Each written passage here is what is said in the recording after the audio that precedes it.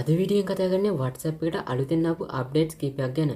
Update වල යනකම් මුලින්ම Play Store එකට හරි App Store එකට හරි ගිහිල්ලා මුලින්ම ආගේ WhatsApp එක අප්ඩේට් කරගන්න ඕන. දැන් අපි බලමු මොනවද මේ අප්ඩේට්ස් කියලා.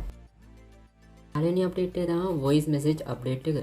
ඉතින් මේ විදිහට voice message එක රෙකෝඩ් කරන ගමන් ඉද්දි ඔයාලට මේක මැද්දේදී ස්ටොප් කරන්න.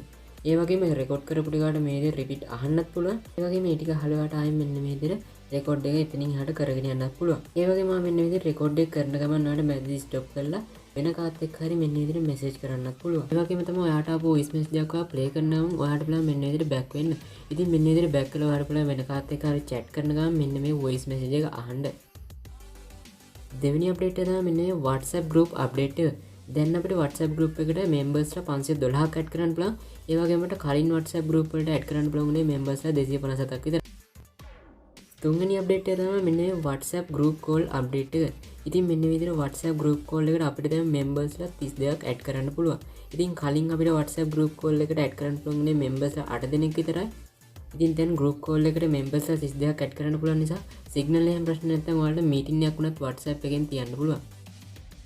හතරවෙනි අප්ඩේට් එක තමයි අපිට දැන් අපේ WhatsApp profile picture එක ඔයා කැමති අයට විතරක් පේන විදිහට හදන්න පුළුවන්. ඒකේ ඔයාගේ contact list එකේ ඉන්න ඔයා අකමැති අයට ඔයාගේ WhatsApp DP එක පේන්නේ නැති විදිහට හදන්න පුළුවන්.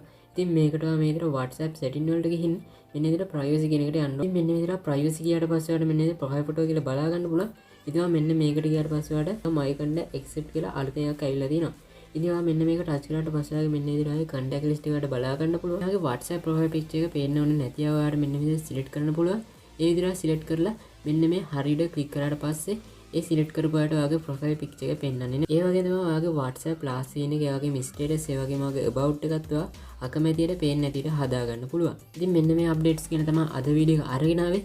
ඉතින් එහෙනම් අද වීඩියෝ එක ඉවරනවා. ආයෙත් දැසම එක අලුත් වීඩියෝ එකකින් හමු වෙමු.